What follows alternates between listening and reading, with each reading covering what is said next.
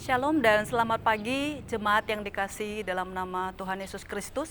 Sungguh kita bersyukur hari ini kembali kita bisa beribadah bersama. Meskipun kita tidak beribadah di gereja, tapi kita bisa beribadah di rumah kita masing-masing. Nah, sebelum kita beribadah, ada baiknya kita memperhatikan beberapa hal apa yang harus kita lakukan ketika kita mengadakan ibadah di rumah. Yang pertama yang perlu kita lakukan adalah mari kita mengajak semua anggota keluarga kita untuk bersama-sama beribadah. Mungkin ada ama, ada akong, ada suami, istri, anak-anak atau cucu kita. Ini adalah kesempatan bagi kita untuk bisa mengajak mereka beribadah bersama di hadapan Tuhan. Dan yang kedua, mari kita persiapkan diri dengan sebaik-baiknya. Berpakaianlah yang rapi sebagaimana selayaknya ketika kita datang ke gereja untuk beribadah. Karena kita tahu ketika kita beribadah di rumah pun Tuhan hadir bersama-sama dengan kita di dalam ibadah kita. Dan ketika kita mau ibadah, persiapkanlah diri dengan baik. Alkitab, catatan, atau hal apapun yang perlu kita bawa, persiapkan ketika kita beribadah. Dan ingat satu hal, hindari semua hal yang bisa mengganggu konsentrasi kita ketika kita beribadah.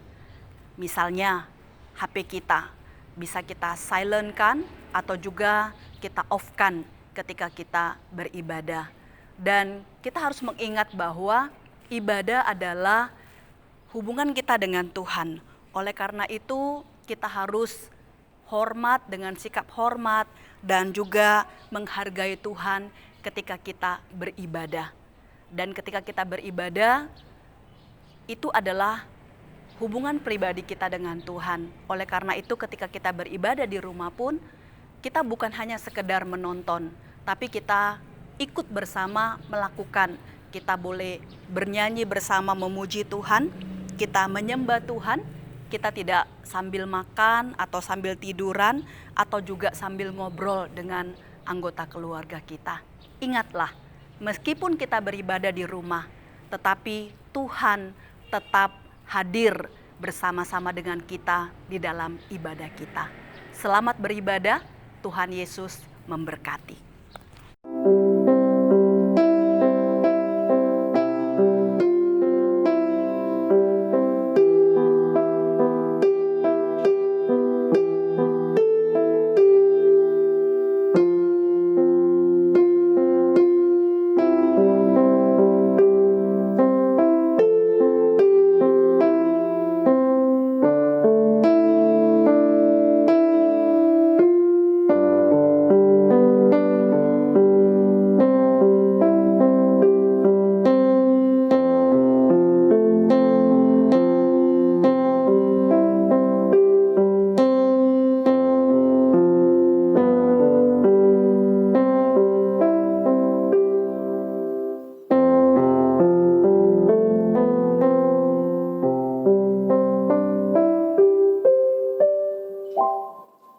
Daja, 请站立。 Jemaat kami persilakan berdiri. 你求告我，我就应允你，必将你所不知道又大又难的事指示你。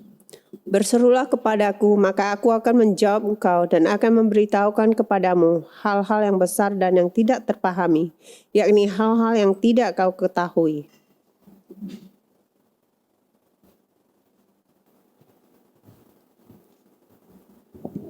Kita akan masuk di dalam doa pengakuan dosa, 认罪祷告。请听上帝的话，从诗篇25篇第6到第7节。Dengarkanlah firman Tuhan dari Mazmur 25 ayat 6 sampai 7。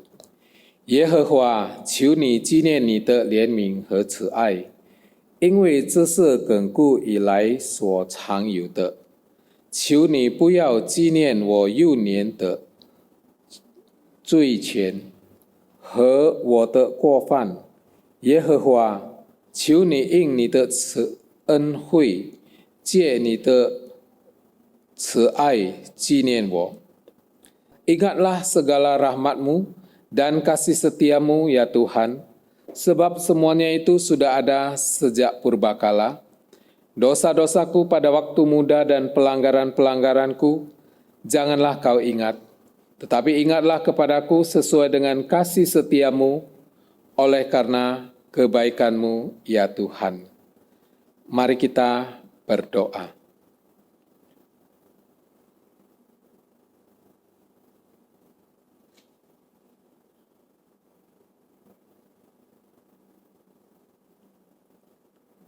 Bapa kami yang di surga, kami datang ke hadapan Tuhan.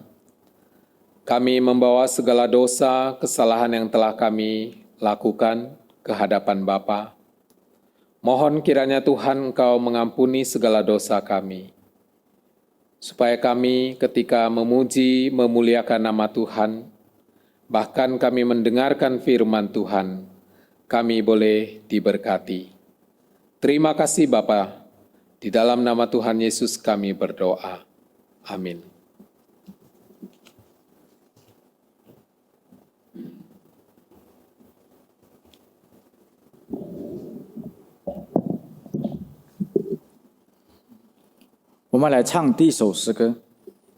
Kita memuji Tuhan dengan lagu nomor 1, Allah ditinggikan.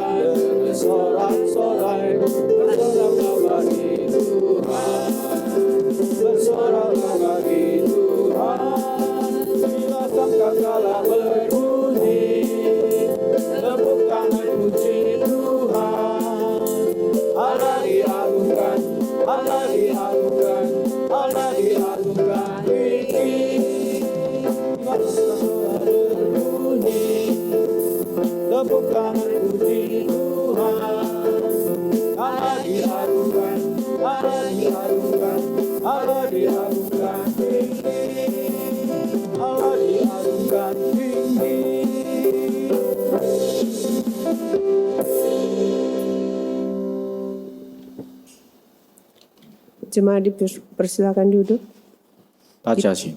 Kita berdoa. Bapa yang di surga, terima kasih kami panjatkan atas segala berkat dan penyertaan-Mu kepada kami. Saat ini kami akan memulai ibadah kami. Mohon penyertaan-Mu pada jalannya ibadah, mulai dari awal hingga akhir. Kiranya Roh Kudus yang memimpin kami dalam beribadah.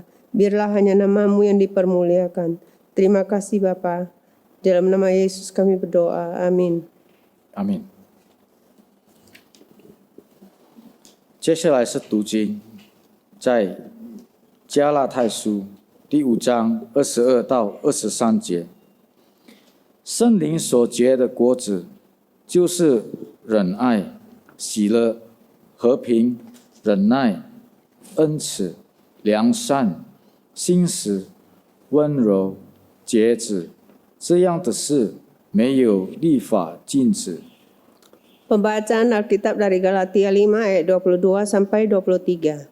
Tetapi buah roh ialah kasih, sukacita, damai sejahtera, kesabaran, kemurahan, kebaikan, kesetiaan, kelemah lembutan, penguasaan diri.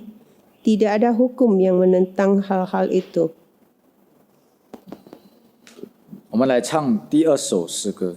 Kita bernyanyi lagu Aku Percaya.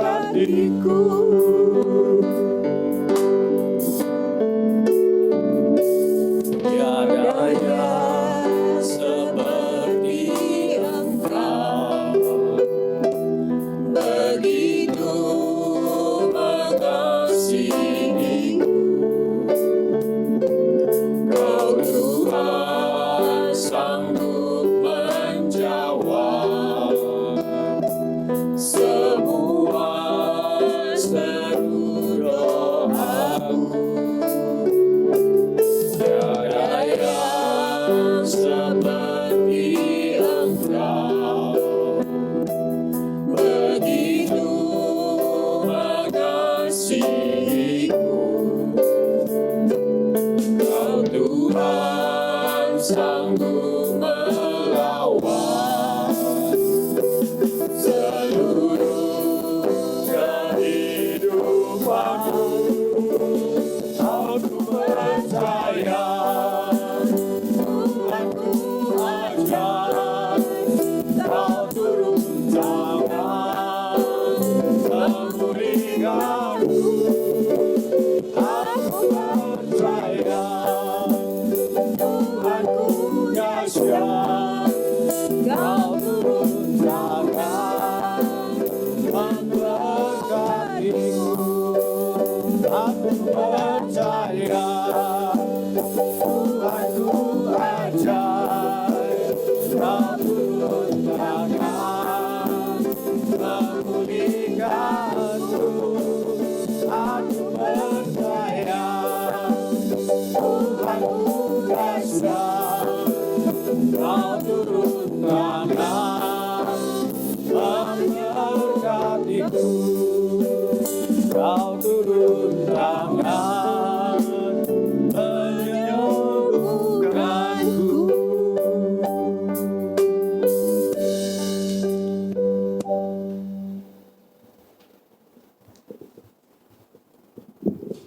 Kita sama-sama akan masuk dalam doa syafaat.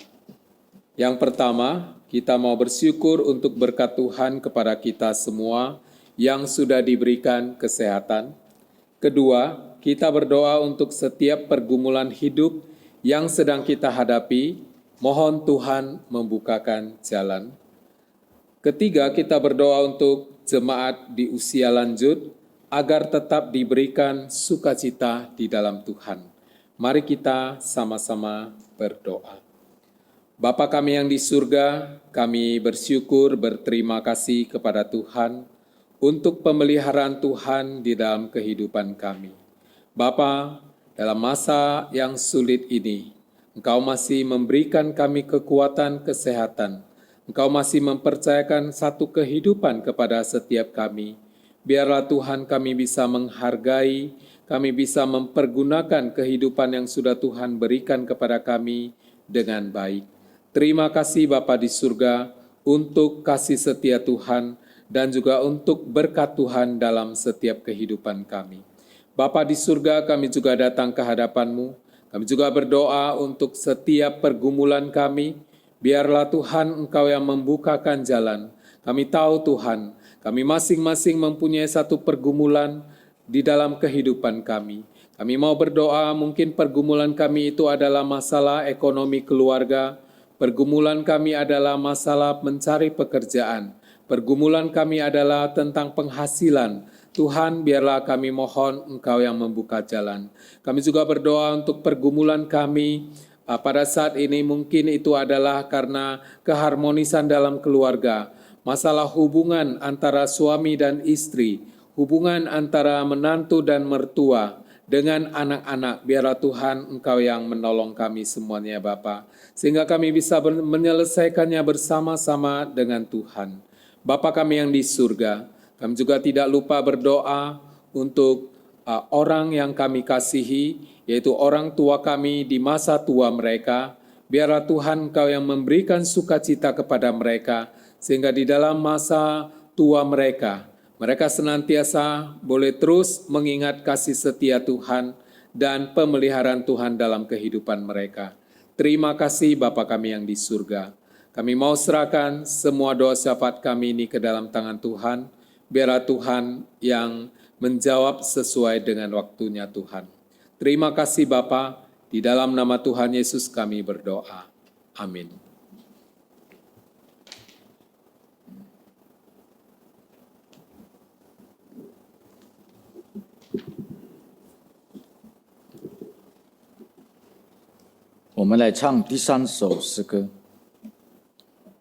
Kita memuji Tuhan, ku sesal akan diriku.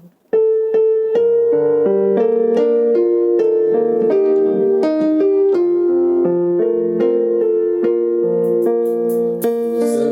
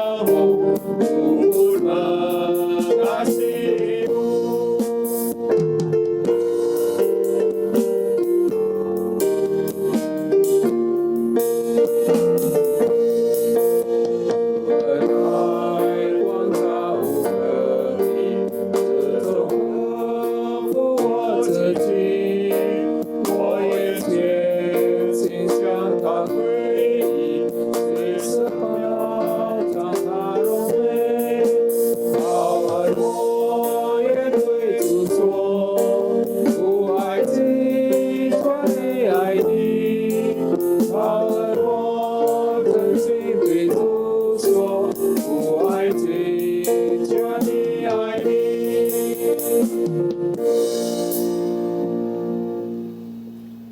大家请站立。 Jemaat dipersilakan berdiri. 使徒信经。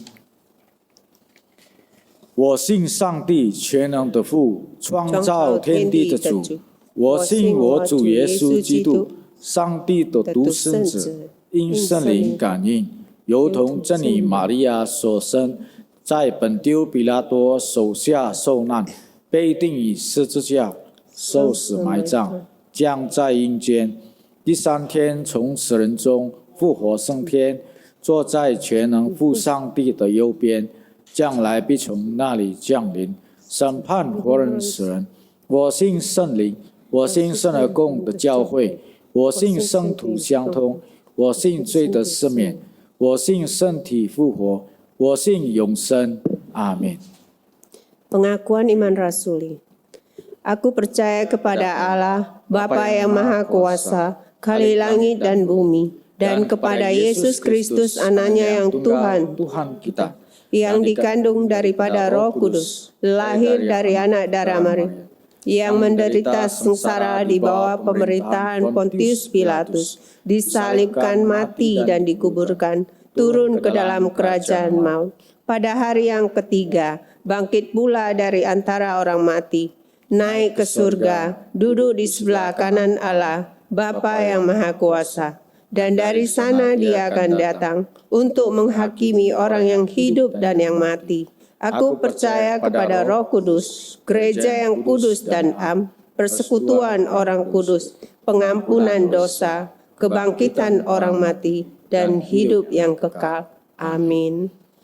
请经文是从诗篇105篇第1到第6节，16到22节。你们要称谢耶和华，求告他的名，在万民中传扬他的作为。要向他唱诗歌颂，但论他一切奇妙的作为。要以他的生命夸耀，寻求耶和华的人心中应当欢喜。要庆祝耶和华以他的能力，时常寻求他的面。他仆人亚伯拉罕的后裔，他说：“拣选雅各的子孙啊，你们要纪念他奇妙的作为和他的启示，因他国中他颁以。他命饥荒降在那地上，将所依靠的粮食全性都断绝。在他们以前，他发一个人去，也是被买为尼布。人用脚疗伤他的脚，他被铁链困住。耶和华的话试炼他，是等到他所说的应验了。王大法人把他解开，就是这里众民的把他释放。离他所往切四处，再劝他一切所有的。一起读，使他随意捆绑他的臣宰，将智慧教导他的长老。阿门。 Amin. Responsoria dari Mazmur 105 ayat 1 sampai 6, ayat 16 sampai 22. Bersyukurlah kepada Tuhan, serukanlah namanya, perkenankanlah perbuatannya di antara bangsa-bangsa. Bernyanyilah baginya, bermasmurlah baginya, percakapkanlah segala perbuatannya yang ajaib. Bermegahlah di dalam namanya yang kudus, biarlah bersuka cita orang-orang yang mencari Tuhan. Carilah Tuhan dan kekuatannya, carilah wajahnya selalu. Ingatlah perbuatan-perbuatan ajaib yang dilakukannya, mukjizat-mukjizatnya dan penghukuman-penghukuman yang diucapkannya. Hai anak cucu Abraham, hambanya, hai anak-anak Yakub, orang-orang pilihannya. Ketika ia mendatangkan kelaparan ke atas negeri itu dan menghancurkan seluruh persediaan makanan. Diutusnyalah seorang mendahului mereka, Yusuf yang dijual menjadi budak. Mereka mengimpit kakinya dengan belenggu, lehernya masuk ke dalam besi. Sampai Saat saat firman-Nya sudah genap dan janji Tuhan membenarkannya. Raja menyuruh melepaskannya, penguasa bangsa-bangsa membebaskannya. Dijadikannya dia tuan atas istananya dan kuasa atas segala harta kepunyaannya. Kita baca bersama. Untuk memberikan petunjuk kepada para pembesarnya sekehendak hatinya dan mengajarkan hikmat kepada para tua-tuanya.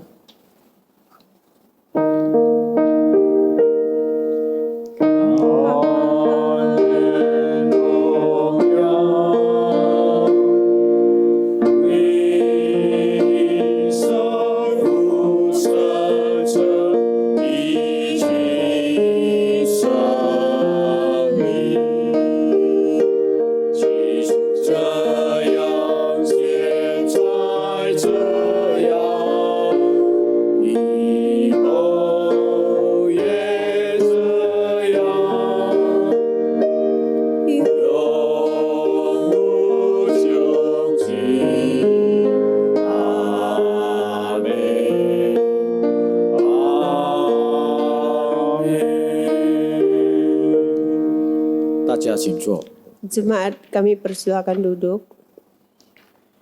我们在赞美神，我们唱第4首诗歌。 Kita memuji Tuhan dengan lagu Dengan Sayapmu.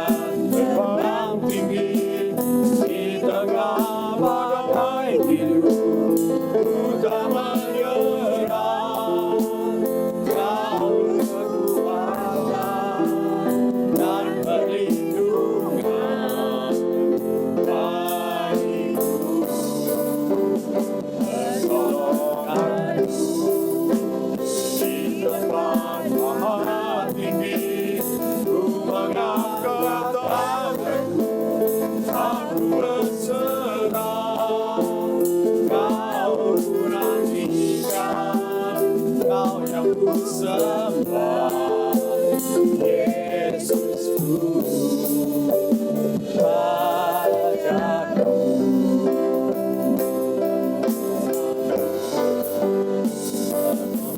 Menolongkanku di tempat maha tinggi, ku mengangkat tanganku, aku berserah. Kau ku nantikan, Kau yang ku sembah, Yesusku, Rajaku.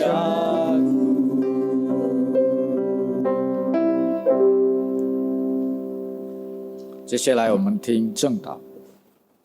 Khotbah.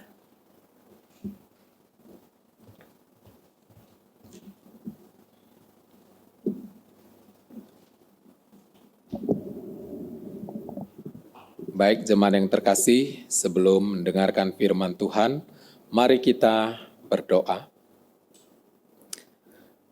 Bapa kami yang di surga, kami kembali bersyukur kepadamu. Sampai hari ini Tuhan masih memberkati kami, memelihara kami. Tuhan, kami tahu melewati satu badai kehidupan kami yang setiap orang alami, ini tidaklah mudah. Kami bersyukur kepadamu ya Tuhan, kalau sampai hari ini kami masih Tuhan izinkan untuk menjalani kehidupan ini.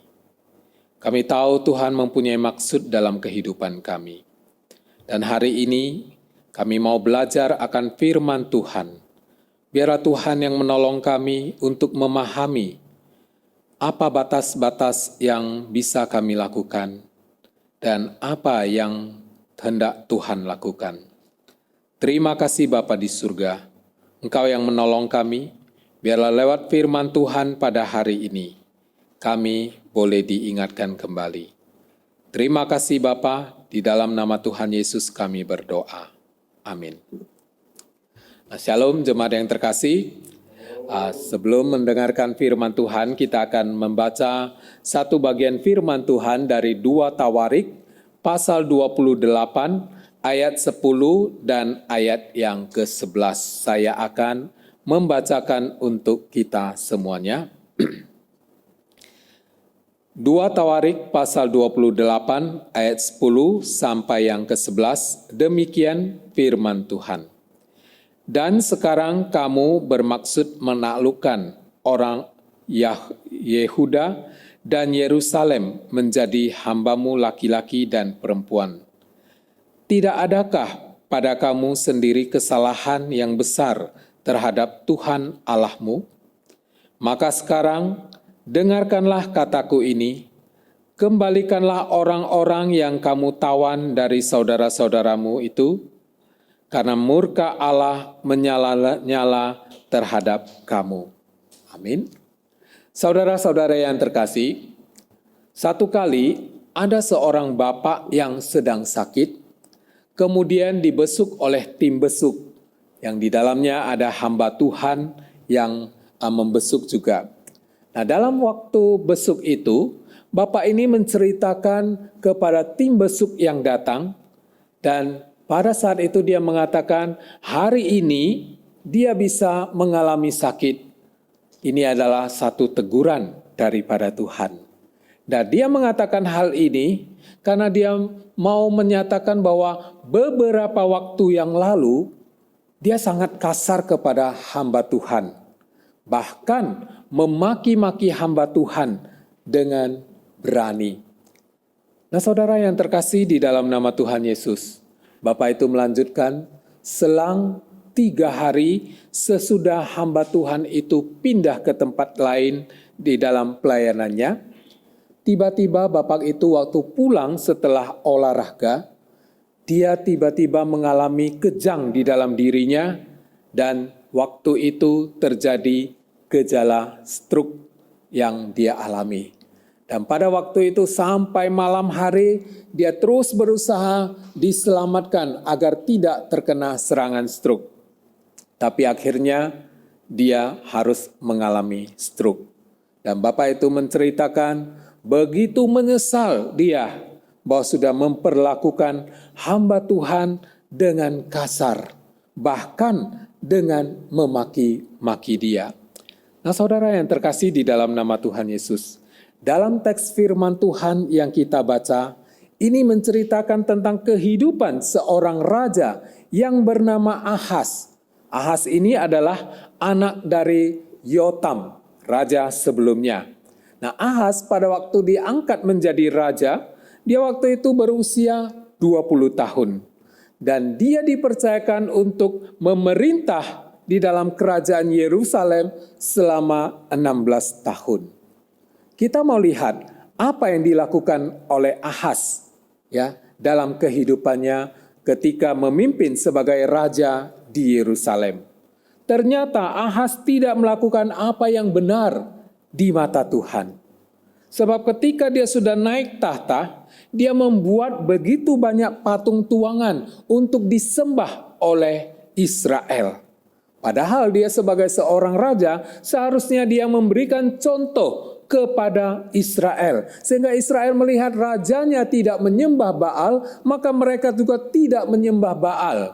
Atau setidaknya sebagai seorang raja dia bisa memerintahkan bahwa semua tidak boleh menyembah Baal. Mereka pasti akan mendengarkan apa yang diperintahkan oleh raja. Tetapi justru yang terjadi sebaliknya. Dia sendiri menyembah kepada Baal, menciptakan dewa Baal. Bahkan bukan hanya menciptakan dewa Baal atau menyembahnya saja, dia membakar korban persembahan kepada Baal. Dia melakukan itu di Lebak Ben Hinnom, di bukit-bukit pengorbanan, dan juga di bawah pohon-pohon yang besar, dia juga menyembah kepada Baal yang ada. Dan dia menganggap di situ juga ada Baal atau dewa-dewa yang harus disembah. Saudara yang terkasih, sebagai seorang pemimpin bagi Israel, Ahaz tidak memberikan contoh yang baik. Dia sendiri memberikan korban persembahan kepada para Baal. Dia sendiri mencari di pohon-pohon yang rimbun itu dan menganggap di situ ada Baal atau dewa-dewa yang harus dia sembah. Dan dia sendiri memberikan korban persembahan. Bahkan lebih daripada itu, di Alkitab dikatakan bahwa dia juga berusaha mempersembahkan anaknya, membakar anaknya sebagai korban persembahan kepada dewa-dewa pada waktu itu. Saudara yang terkasih, apa akibat dari perbuatannya? Akibat dari apa yang dia lakukan, yaitu menyembah dewa Baal, kemudian memberikan teladan yang tidak baik kepada Israel, bahkan mempersembahkan anaknya sebagai korban bakaran. Tuhan sangat tidak setuju dengan dia. Lalu Tuhan menyerahkan dia ke dalam tangan raja orang Aram. Tuhan menyerahkan dia ke dalam raja orang Aram. Dan waktu itu semua orang-orang yang tangkas, semua orang-orang yang pintar, oleh karena mereka meninggalkan Tuhan, maka Tuhan menyerahkan mereka ke dalam tangan orang Aram. Nah, saudara yang terkasih, kalau kita melihat bahwa Raja Ahaz memulai satu pelayanan dengan hal yang tidak baik. Dan di tengah-tengah pelayanannya, di tengah-tengah kepemimpinannya, dia menyadari tapi dia tidak mau bertobat. Nah, bagaimana dengan setiap kita? Setiap kita mungkin mempunyai satu pergumulan dalam kehidupan kita, sehingga membuat kita waktu keadaan terjepit, kita mencari satu sosok yang bisa menolong kita. Mungkin kita mencari manusia, karena kita menganggap manusia itu mempunyai kekuatan. Mungkin melalui jabatannya, kita menganggap orang ini bisa menolong kita. Mungkin melalui hartanya, karena kita menganggap dengan hartanya orang itu bisa membuka jalan bagi setiap permasalahan kita.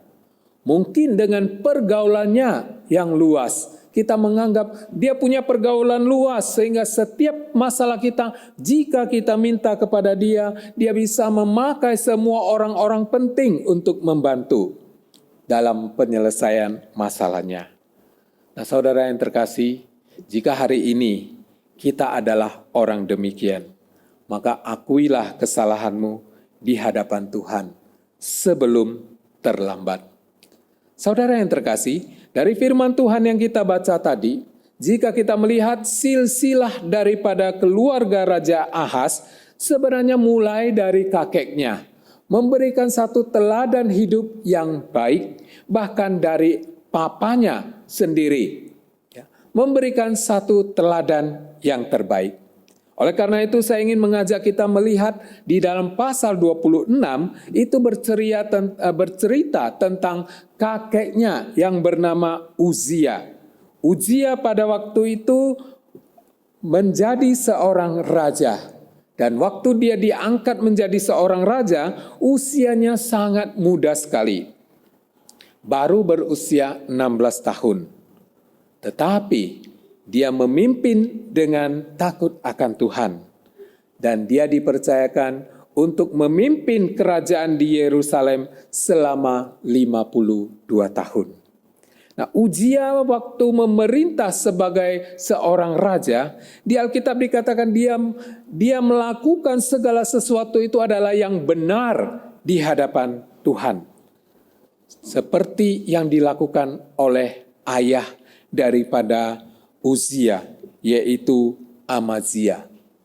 Amazia memberikan satu teladan yang baik, sehingga Uzia melihat teladan daripada papanya. Dia selalu mencari Tuhan. Di Alkitab dikatakan bahkan Uzia mencari Tuhan selama Zakaria memimpin dia hidup. Zakaria yang mendampingi dia sebagai seorang nabi, waktu itu mengajarkan kepada Uzia bagaimana hidup di dalam takut akan Tuhan. Dan selama Uzia mencari Tuhan, dikatakan Allah membuat segala usahanya berhasil. Bahkan di dalam peperangan dia mengalami keberhasilan. Dan namanya termasyhur di seluruh Mesir. Bahkan sampai ke Mesir juga namanya sangat terkenal. Karena apa? Karena dia melakukan hal yang benar di hadapan Tuhan. Mari kita lihat apa yang dilakukan oleh Uzia. Uzia melakukan hal benar apa di hadapan Tuhan? Kalau dari pasal 26 kita membaca, dia mendirikan menara di Yerusalem dan juga menara di padang gurun. Kemudian dia juga membangun atau menggali banyak sekali sumur karena banyak ternaknya. Selain itu dia juga mempunyai banyak petani yang bekerja untuk menghasilkan pada waktu itu. Selain itu juga banyak penjaga-penjaga kebun anggur yang menjaga kebun anggur milik mereka.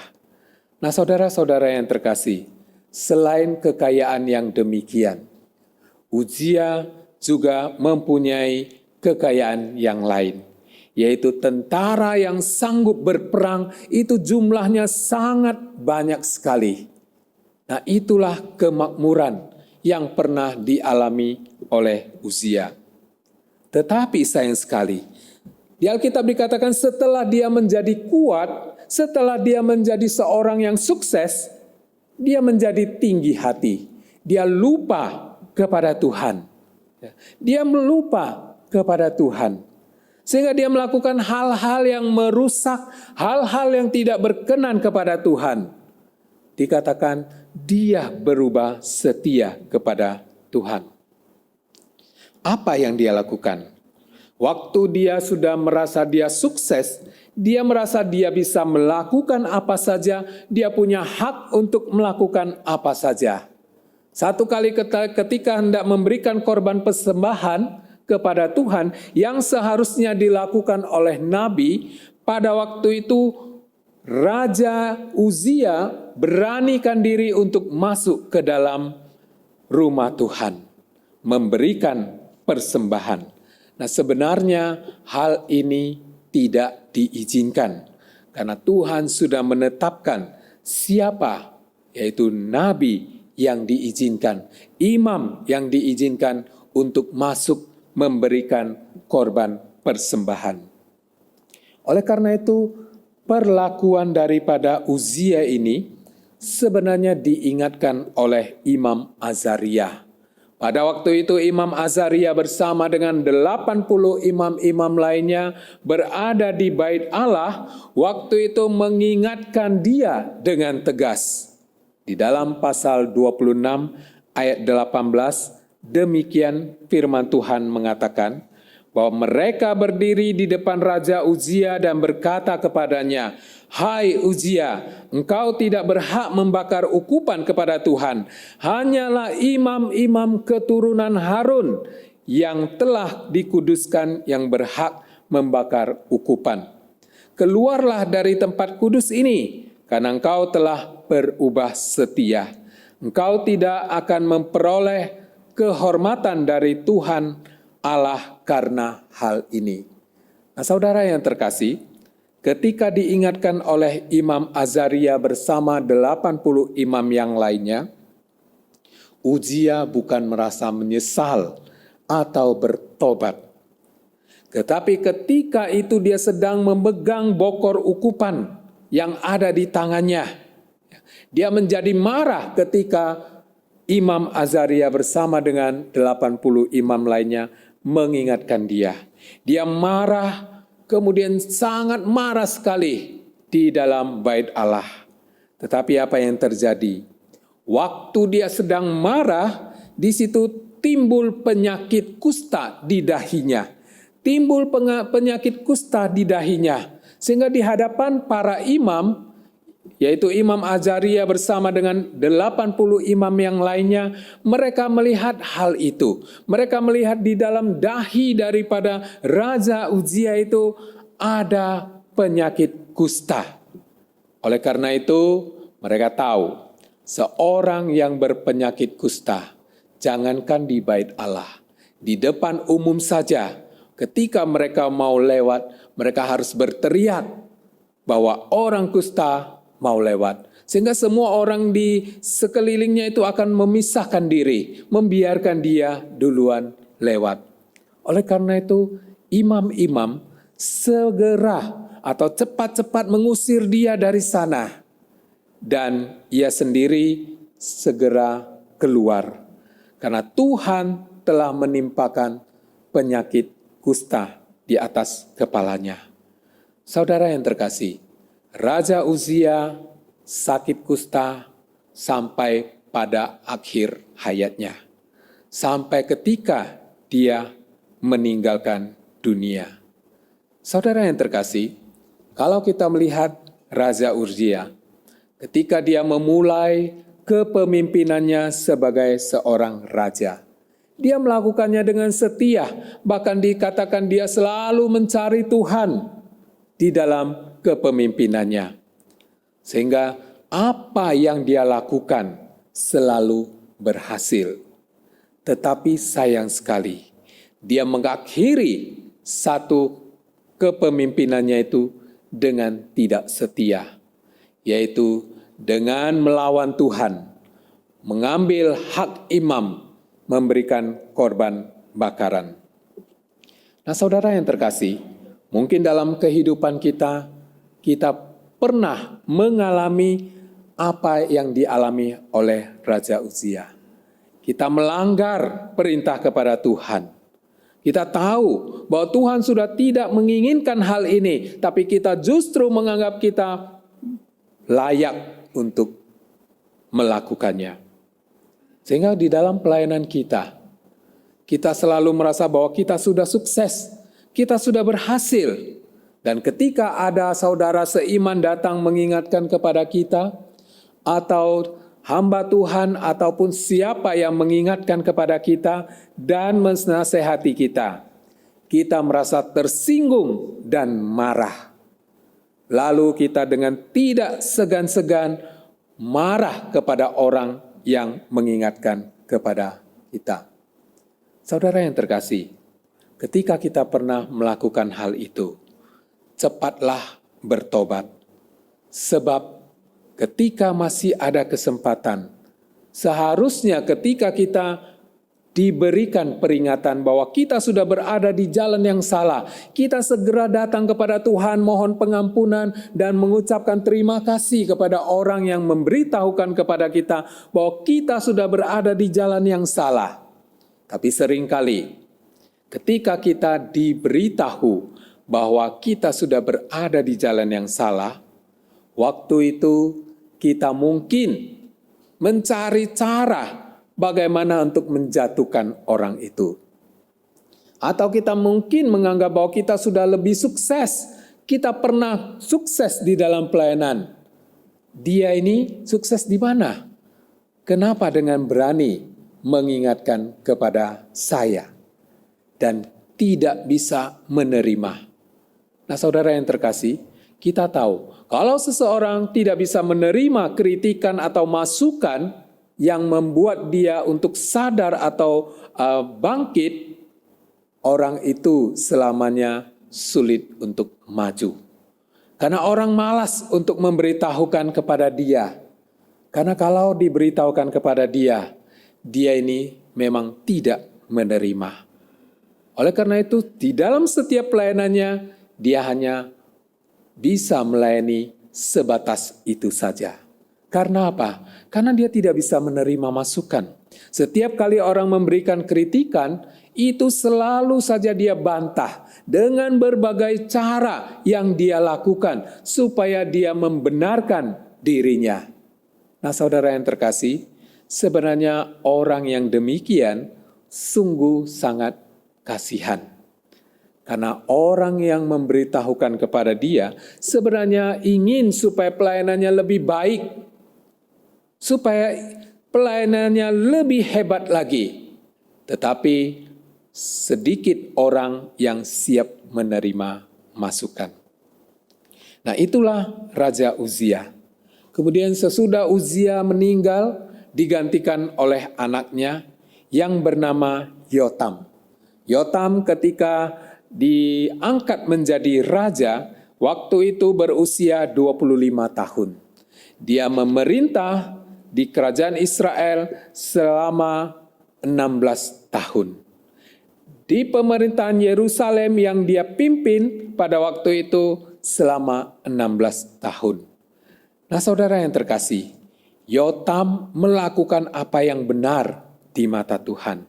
Karena dia sudah melihat dari orang tuanya, dari leluhurnya, bagaimana orang yang takut akan Tuhan, orang yang menghormati Tuhan, di dalam pemerintahannya selalu akan diberkati oleh Tuhan. Nah, pada waktu itu, Yotam melakukan apa yang benar di mata Tuhan. Dan melakukan tepat seperti yang dilakukan oleh Uzia, ayahnya. Jadi apa yang dilakukan ayahnya di masa kejayaannya itu dia lakukan. Di Alkitab dikatakan bahwa dia melakukan semuanya kecuali yaitu masuk ke bait Allah memberikan korban persembahan. Dia tahu itu adalah hal yang tidak benar. Dia tahu ayahnya kenapa bisa mengalami kegagalan dalam kepemimpinannya. Karena melawan Tuhan. Karena tidak mau menerima peringatan atau masukan dari orang lain. Nah, saudara-saudari yang terkasih, kita melihat apa yang dilakukan oleh Yotam ketika memerintah sebagai raja. Sama seperti yang dilakukan oleh ayahnya Uzia, yaitu mendirikan pintu gerbang yang tinggi di rumah Tuhan, kemudian mengadakan pembangunan tembok di Ofel, lalu mendirikan kota-kota di pegunungan Yehuda, dan mendirikan benteng-benteng serta menara-menara di hutan-hutan. Berperang melawan Bani Amon dan mengalahkan Bani Amon. Sehingga pada tahun itu, Bani Amon yang kalah berperang, dia membayar upeti sebanyak 100 talenta perak kepada Raja Yotam. Kemudian dia juga membayar 10.000 kor gandum. 10.000 kor gandum kira-kira sebanyak 3.600.000 liter gandum. Dan juga 10.000 kor jelai. 10.000 itu adalah 3,6 juta liter jelai. Itu dibayarkan sebagai upeti.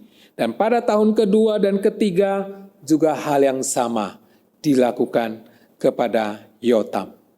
Yotam semasa hidupnya, dia sudah memberikan satu teladan yang baik. Sehingga dalam kepemerintahan dia, kerajaan yang dia pimpin waktu itu sangat kuat. Dan dia selalu mengarahkan hidupnya kepada Tuhan. Dia selalu mencari Allah. Dia tahu Tuhanlah sumber kekuatan.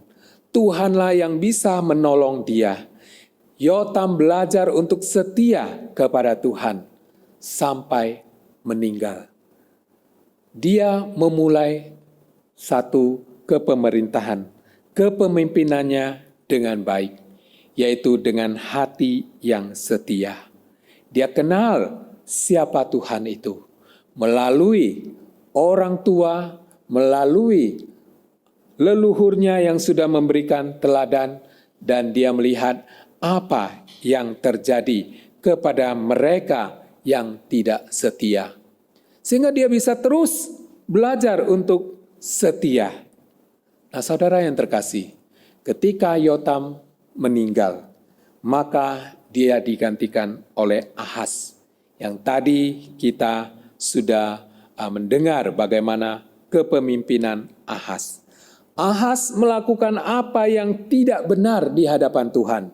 Padahal kalau kita melihat dari kakeknya, dari orang tuanya, memberikan satu teladan yang terbaik. Dari kakeknya memberikan teladan yang terbaik, ketika sukses, dia menjadi tinggi hati. Ini memberikan satu teladan kepada dia.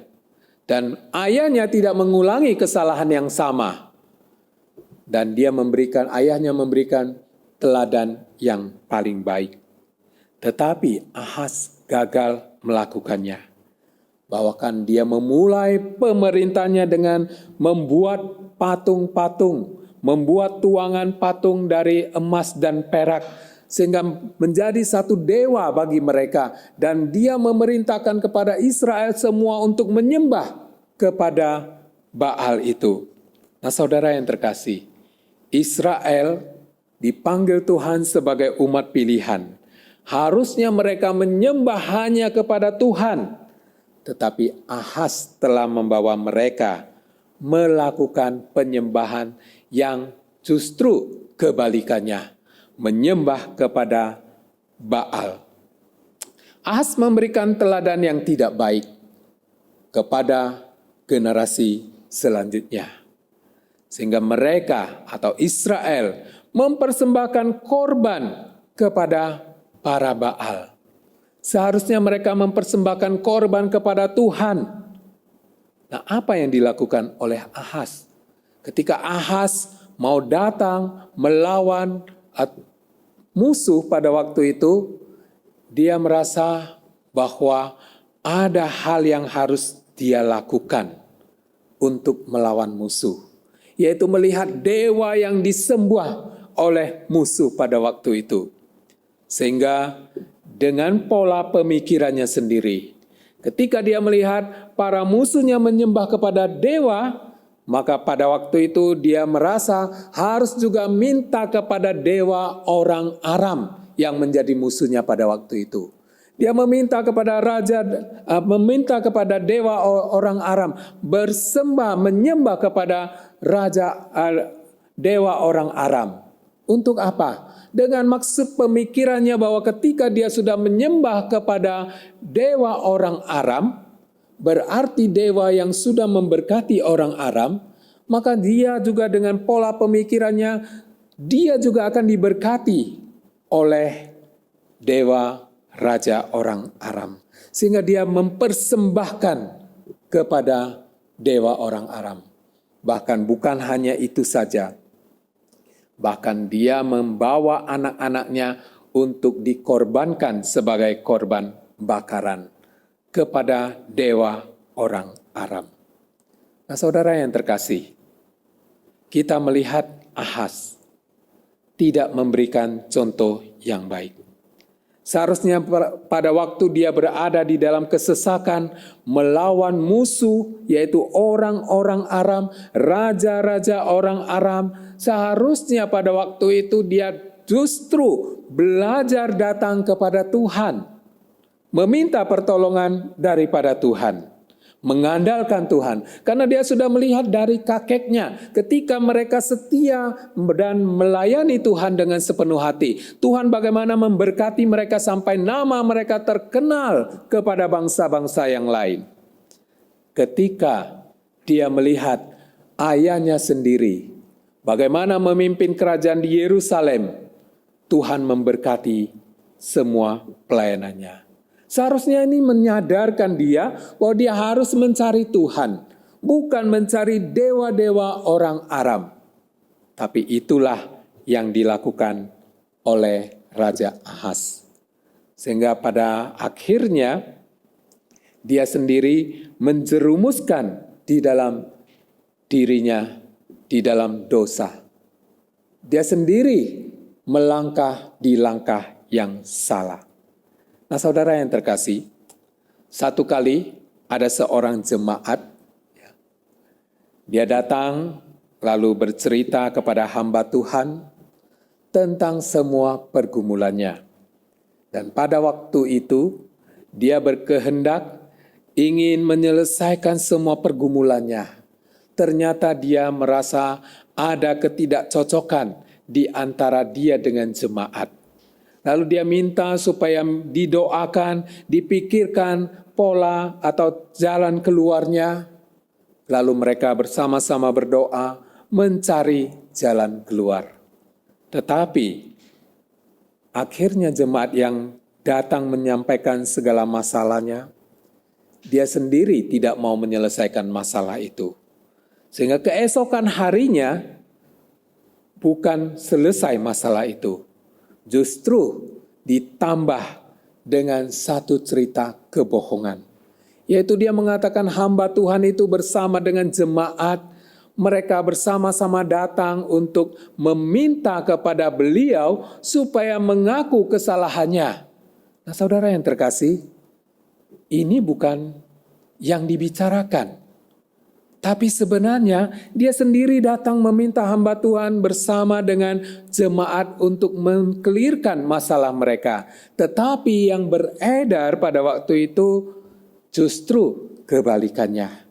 Nah, saudara yang terkasih, memang kalau kita melihat banyak orang seperti itu, berpura-pura melakukan hal yang baik, tapi sebenarnya di balik semua itu ada maksud yang tidak baik. Bahkan dia membeli beberapa orang untuk menciptakan satu saksi palsu, untuk menceritakan satu cerita yang berbeda dari yang sebenarnya.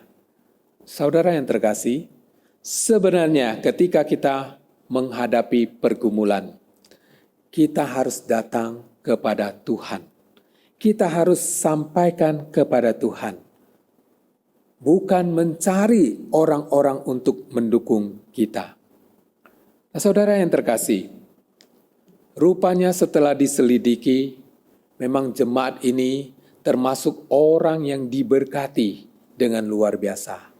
Tetapi dia salah mempergunakan berkat yang Tuhan sudah berikan kepada dia dengan membeli orang-orang untuk menyaksikan kesaksian palsu.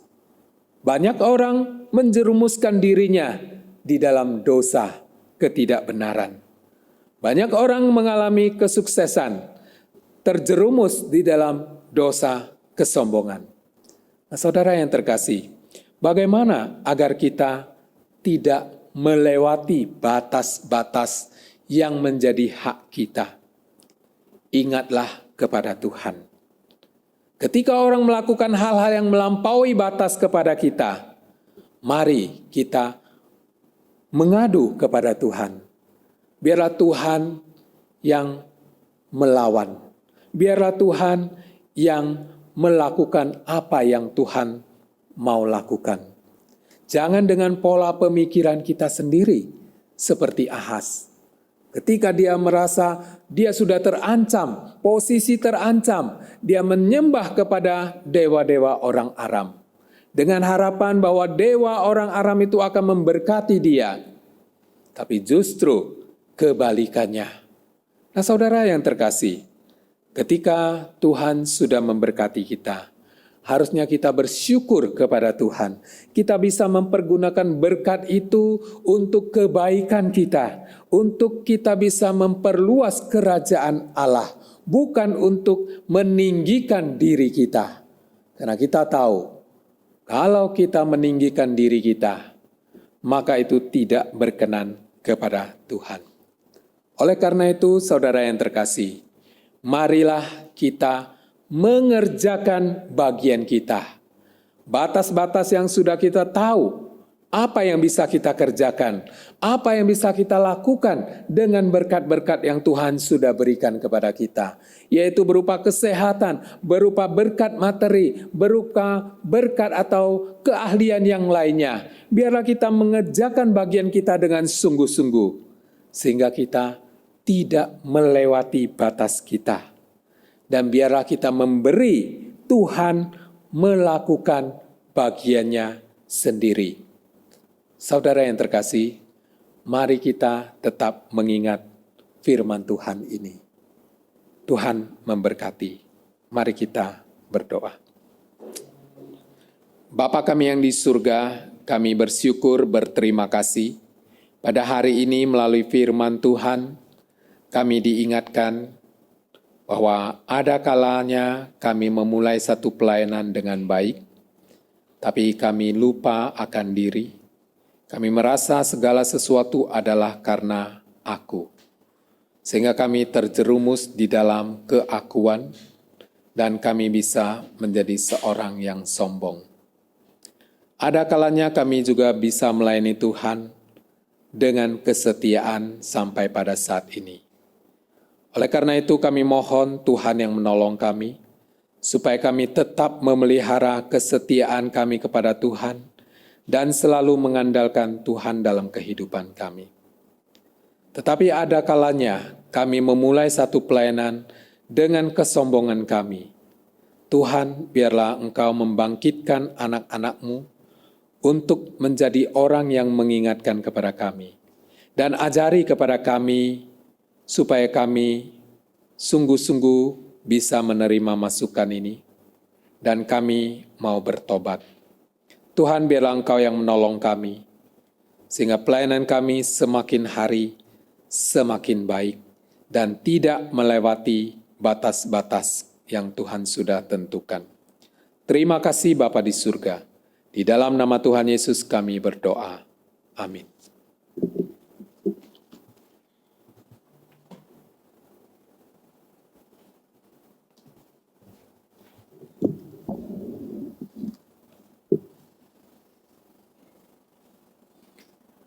我的神必照他荣耀的丰富，在基督耶稣里，使你们一切所需用的都充足。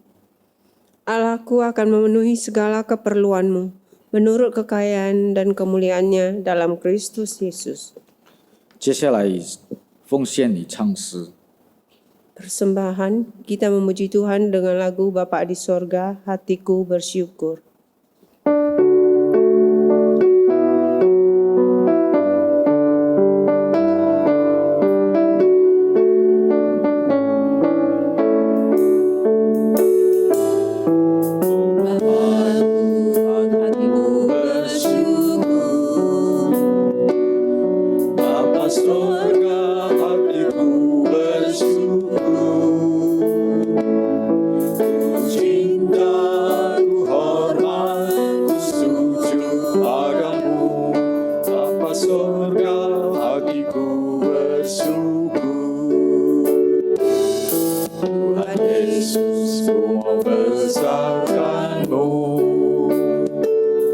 Tuhan Yesus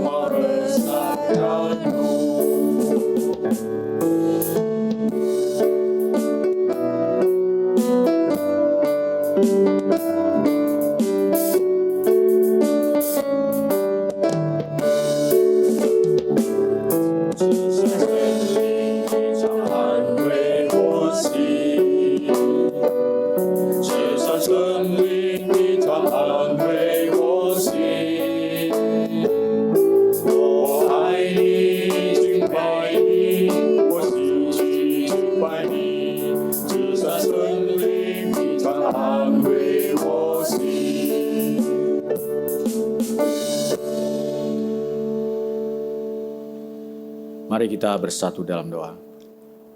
Bapa kami yang di surga, Bapa kami yang baik, terima kasih Tuhan. Terima kasih untuk setiap berkat dan kasih karunia-Mu Tuhan, yang Kau berikan tiada hentinya Tuhan dalam kehidupan kami. Sampai saat ini, sampai detik ini Tuhan. Kau masih mau menerima kami Tuhan. Bapa, kami datang ke hadapan-Mu Tuhan dengan segala kerendahan hati. Kami bawa persembahan kepadamu. Biar Tuhan Kau kuduskan dan layakkan Tuhan.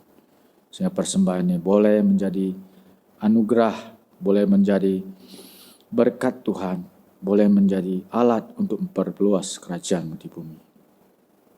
Terima kasih Bapa. Kami serahkan kehidupan kami seluruhnya ke dalam tangan-Mu. Jiwa kami, hidup kami, semuanya Tuhan. Engkaulah yang pimpin Tuhan sampai pada akhirnya. Sehingga Bapa, kami boleh menyenangkan Engkau sampai pada akhir. Bapa di surga, hidup kami serahkan semuanya ke dalam tangan-Mu. Di dalam nama Yesus kami berdoa dan bersyukur. Amin.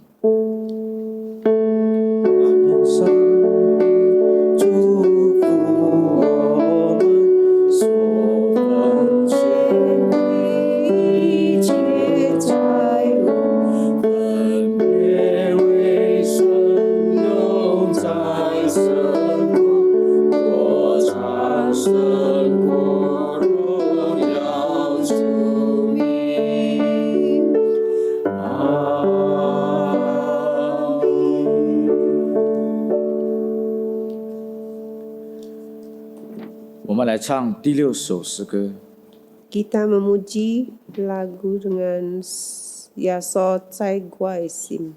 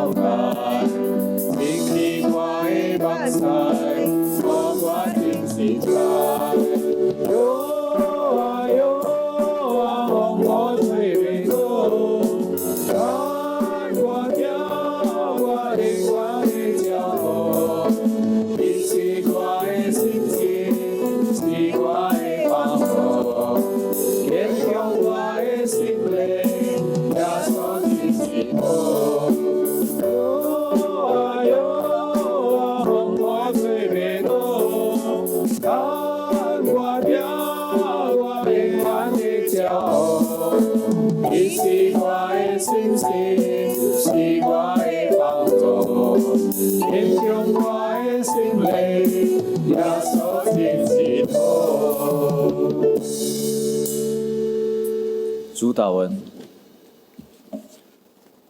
我们在天上的父，愿人都尊你的名为圣，愿你的国降临，愿你的旨意行在地上，如同行在天上。我们日用的饮食，你赐给我们，免我们的债，如同我们免了人的债，不叫我们遇见试探，拯救我们脱离凶恶。因为国度、权柄、荣耀，全是你的，直到永远。阿门。普天之下，万国万民，齐声赞美，不择手。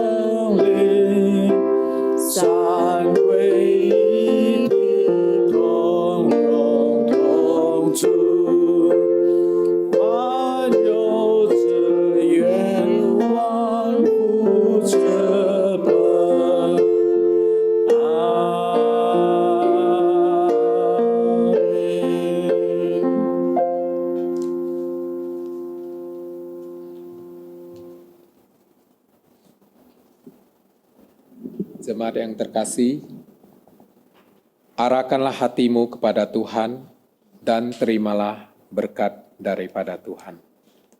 我们领受上帝的祝福。愿我主耶稣基督的恩惠、上帝的慈爱、圣灵的感动常与你们众人同在，从今时直到永远。Kiranya kasih karunia dari Tuhan kita Yesus Kristus, kasih sayang daripada Allah Bapa, dan persekutuan di dalam Roh Kudus itulah yang menyertai kamu sekalian, mulai saat ini, besok, dan sampai selama-lamanya. Amin.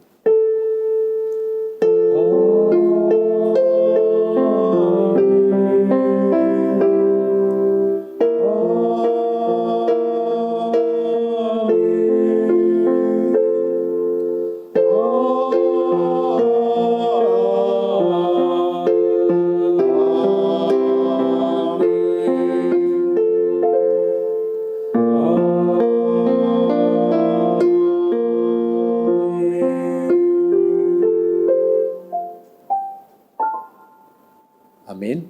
Jemaat dipersilakan duduk, doa teduh.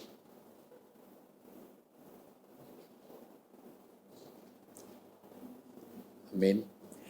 Kita akan mendengarkan warta gereja. Hari ini hamba Tuhan dan majelis mengucapkan terima kasih untuk kesediaan saudara-saudari di dalam mengikuti ibadah di rumah masing-masing.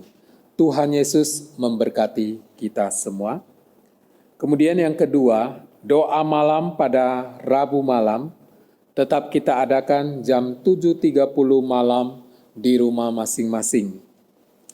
Bagi saudara-saudari yang ingin memberikan persembahan, dapat men-scan barcode yang sudah ada di depan, atau juga bisa mentransferkan ke rekening yang sudah dicatat, atau juga bisa membawa persembahannya ke sekretariat untuk diteruskan ke bendahara.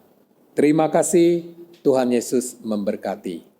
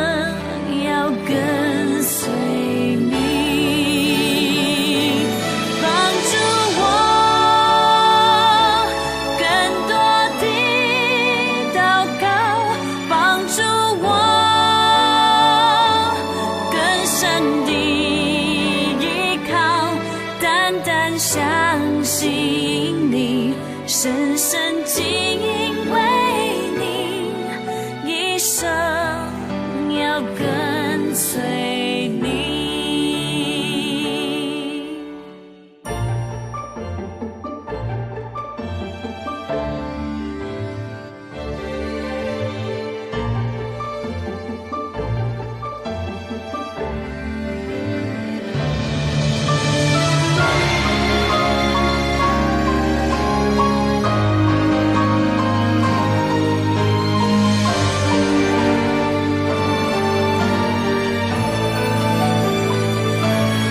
帮助我更多地祷告，帮助我更深地依靠，单单相信你，深深敬畏你，一生要跟随你。单单相信你，深深敬